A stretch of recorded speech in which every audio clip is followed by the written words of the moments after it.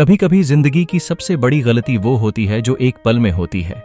एक पैग, एक झूठ या एक भरोसा। और जब एक हाई प्रोफाइल पार्टी में एक लड़के की मौत होती है तो पुलिस को शक खुद उसी के दोस्तों पर होता है। लेकिन असली चौंकाने वाला मोड़ तब आता है जब 3 दिन बाद उसी पार्टी की एक और लड़की भी मारी जाती है, ठीक उसी पैग के बाद। क्या ये 2 मौतें जुड़ी हैं? और क्या कातिल दोनों बार वहीं था, बस चेहरे पर मासूमियत का नकाब चढ़ाए? मुंबई के एक पॉश क्लब में 28 जनवरी की रात को एक बड़ी पार्टी हो रही थी। ये पार्टी थी मैंगो लूप टेक पेविटलिटी के सीईओ आरव कपूर के जन्मदिन की। आमतौर पर आरव अपनी पार्टीज में बहुत सीमित लोगों को बुलाता था, लेकिन इस बार कुछ खास दोस्त, क्लाइंट्स और पुराने कॉलेज फ्रेंड्स भी आए थे। पार्टी में कुल 18 लोग थे। म्यूजिक तेज था, शराब बह रही थी और आरव के 3 सबसे करीबी दोस्त विराज, नेहा और तन्वी हर वक्त उसके साथ थे। रात के लगभग 8:15 बजे जब डांस फ्लोर थोड़ा शांत हुआ, विराज ने आरव के लिए एक खास विंटेज विस्की की बोतल निकाली।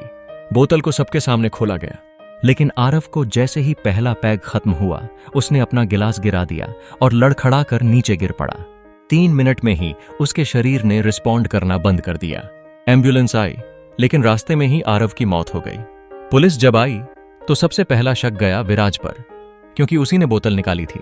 लेकिन विराज ने कहा, यह बोतल तो आरव की ही थी। उसी ने पिछले महीने यूके से मंगवाई थी, सिर्फ अपने बर्थडे पर पीने के लिए। सीसीटीवी चेक किया गया और सचमुच बोतल पहले से ही पार्टी लॉन्च के एक काउंटर में रखी थी। किसी ने उसे उस रात खोला तक नहीं था। लेकिन फिर सवाल उठा, जहर आया कहां से? पुलिस अभी जांच ही कर रही थी कि तीसरे दिन एक और चौंकाने वाली खबर आई। नेहा की मौत। वो तन्वी के साथ एक छोटे से गेट टुगेदर में थी। एक ड्रिंक के बाद ही उसकी हालत खराब हुई, और ठीक वैसे ही जैसे आरव की। 2 मौतें, दोनों में शराब और दोनों बार साथ में तन्वी। तन्वी को पूछताछ के लिए बुलाया गया। वो टूटी हुई दिख रही थी, लेकिन उसने एक नई बात बताई। आरव और नेहा रिलेशनशिप में थे, लेकिन नेहा अब विराज के करीब थी। पिछले कुछ हफ्तों से तीनों के बीच बहसें होती थीं। अब शक की दिशा विराज की ओर घूमी।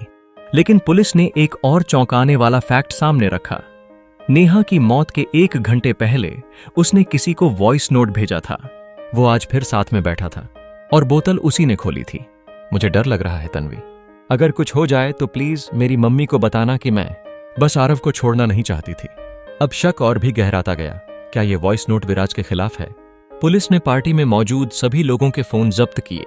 एक फोन में मिली एक अनजानी वीडियो क्लिप जो गलती से रिकॉर्ड हो गई थी। इस वीडियो में दिख रहा था कि जब बोतल खोली गई थी तब आरव नहीं बल्कि तन्वी ने उसमें कुछ मिलाया था, सबके पीछे खड़े होकर। लाइट्स डिम थीं, लेकिन वीडियो को झूम और फोरेंसिक टूल से साफ किया गया। और ये वही बोतल थी जिसे विराज ने बाद में उठाकर आरव को दी थी। तन्वी को फिर से बुलाया गया। उसने पहले मना किया, लेकिन जब वीडियो सामने रखा गया तो वो टूट गई। उसने कहा, मुझे नेहा से नफरत हो गई थी। वो जानबूझकर आरव को मुझसे दूर कर रही थी। और फिर विराज, वो भी मेरी तरफ नहीं देखता था। बस नेहा ही क्यों, आरव भी उसे बचा रहा था। मैंने सिर्फ आरव को डराने के लिए कुछ मिलाया था। मैंने नहीं सोचा था कि वो मर जाएगा। और नेहा, वो उसी बोतल से बाद में पी गई। जहर का नाम था मेथनॉल, एक प्रकार का इंडस्ट्रियल एल्कोहल जो जानलेवा होता है। और तन्वी ने उसे पार्टी के पहले ही उस बोतल में मिला दिया था। तन्वी को सेक्शन 302 हत्या और सेक्शन 328 जहर देना के तहत गिरफ्तार किया गया। ट्रायल में उसने खुद को मानसिक तनाव में बताया, लेकिन कोर्ट ने सीसीटीवी, वॉइस नोट और वीडियो को पुख्ता सबूत माना। उसे दोहरी उम्र कैद की सजा हुई। 1 गिलास, 1 पैग और 2 जिंदगियां खत्म हो गईं। दोस्ती, प्यार, जलन, जब ये तीनों एक साथ टकराते हैं तो कभी कभी सजा मौत से भी बड़ी होती है।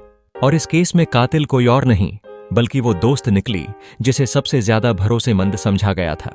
तो अगली बार जब आप किसी पार्टी में जाएं तो नजरों से नहीं, नीयत से परखिए, क्योंकि जहर सिर्फ गिलास में नहीं होता, कभी कभी वो रिश्तों में भी घुला होता है। अगर आपको ये कहानी पसंद आई तो कमेंट करके बताइए कि अगली क्राइम स्टोरी किस पर होनी चाहिए। चैनल को सब्सक्राइब करना न भूलें।